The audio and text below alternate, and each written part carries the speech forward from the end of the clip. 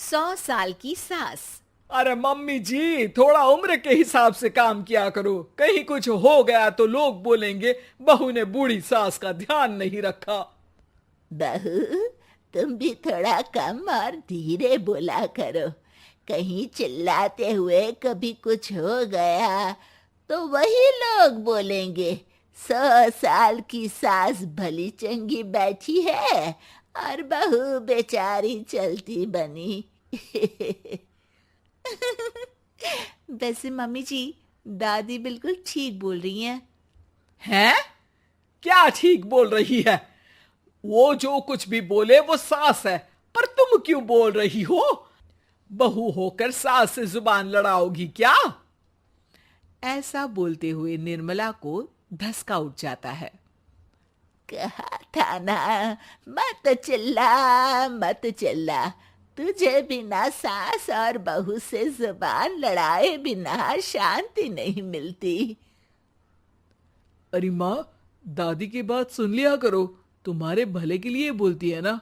अरे कोई भला नहीं, इन्हें बस मुझे परेशान और शो ऑफ करने का शौक है। हाँ।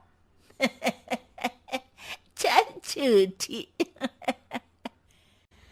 इस परिवार में 3 पीढ़ी की औरतें रहती है, जिनका हर समय कोई ना कोई अलग ड्रामा चलता ही रहता है, जिससे और किसी का पता नहीं, लेकिन सूरज बहुत परेशान रहता है।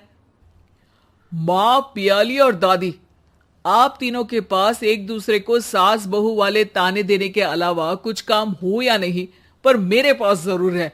इसीलिए पियाली, जरा लंच ले आओ, मुझे ऑफिस भी जाना होता है।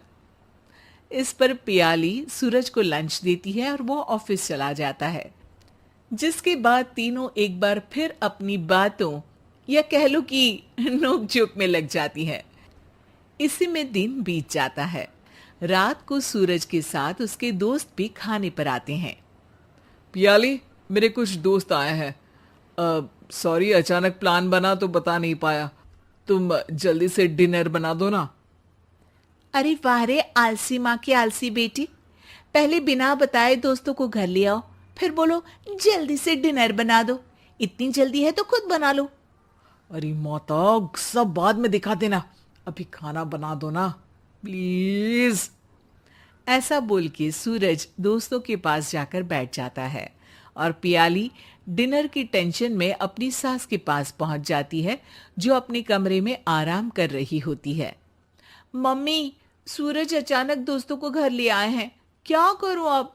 कुछ ऐसा बताओ ना जो जल्दी बन जाए और सर्व करते हुए भी अच्छा लगे। अरे रेस्टोरेंट से मंगा ले, दोबारा परेशान मत करना, सोने दे मुझे। इतने में दादी सास भी वहां आ जाती है। वाह, आलसी का आइडिया भी उसी की तरह बेकार है। कोरोना में बाहर से खाना मंगाएंगे। बहू, तुम सो ही जाओ, वही काम अच्छे से कर सकती हो। चल पियाली, मैं बताती हूँ क्या करना है। इस पर दादी सास पियाली के साथ मिलकर सारे मेहमानों के लिए खाना बनाती है, जिससे उन्हें ज्यादा मेहनत भी नहीं करनी पड़ती और सबका पेट भी भर जाता है। दादी के इस आइडिया से पियाली और सूरज बहुत इम्प्रेस हो जाते हैं। दादी, क्या यही खाना आपकी इस उम्र में इतना एक्टिव रहने और एंडलेस लाइफ का राज है? वैसे दादी ने आज तक राज किसी को बताया नहीं। इन्होंने ससुर जी तक को नहीं बताया, तभी तो वो ऊपर पहुंच गए और ये अभी तक यही है। तेरी सास मेरे ऊपर पहुंचने का ही इंतजार कर रही है, पर इस आलसी का ये सपना पूरा नहीं होने वाला। क्यों जी, अमर होने का वरदान लेकर आई हो क्या?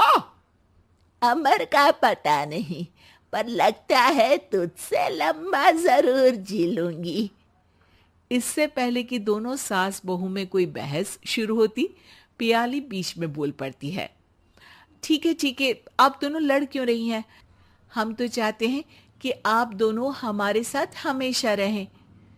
पियाली की बातों पर दोनों शांत हो जाते हैं और उनकी लाइफ पहले जैसे चलने लगती है, जहां दादी सुबह जल्दी उठकर कुछ न कुछ काम करते हुए पूरा दिन बिताती है, तो वहीं निर्मला और पियाली लेट उठने से लेकर धीरे धीरे आलस में काम करना और जब मर्जी सो जाने से अपना दिन बिताती हैं। एक दिन निर्मला की सहेली उनके घर आती है। अरे क्यों रे निर्मला, कैसे चल रही है जिंदगी? सब बढ़िया, बस ये बुढ़िया ऊपर जाए तो ज्यादा अच्छा होगा। अरे ऐसा क्यों बोलती हो? तुम्हें तो उनसे सीखना चाहिए, वो बहुत फुर्तीली हैं। मैं उन्हें रोज मॉर्निंग वॉक करते हुए देखती हूँ, और वहीं तुम और तुम्हारी बहू हैं जिन्होंने शायद सुबह का सूरज आज तक देखा ही नहीं होगा। सहेली की बात सुनते ही निर्मला भड़क कर चिल्लाते हुए पियाली और अपनी सास को वहां बुलाती है, जिनके साथ सूरज भी वहां आ जाता है और ये सब देख सहेली वहां से चली जाती है। अरे सासू माँ, आपको हमसे क्या दिक्कत है? अब तो मेरी सहेलियां भी आपकी वजह से मुझे ताने देने लगी है। मम्मी जी, कुछ तो लोग कहेंगे, लोगों का काम है कहना, आप इग्नोर करो ना। अच्छा वैसे महारानी, वो तुम्हें भी वही सब बोल रही थी? है? मैंने क्या किया? अरे किलस क्यों रही हो? अब तो समझो और अपना लाइफस्टाइल सुधारो। ओ मोरी मैया, अब हमारा लाइफस्टाइल भी खराब हो गया क्या? आपका तो हाई फाई है ना, बस उतना ही ठीक है।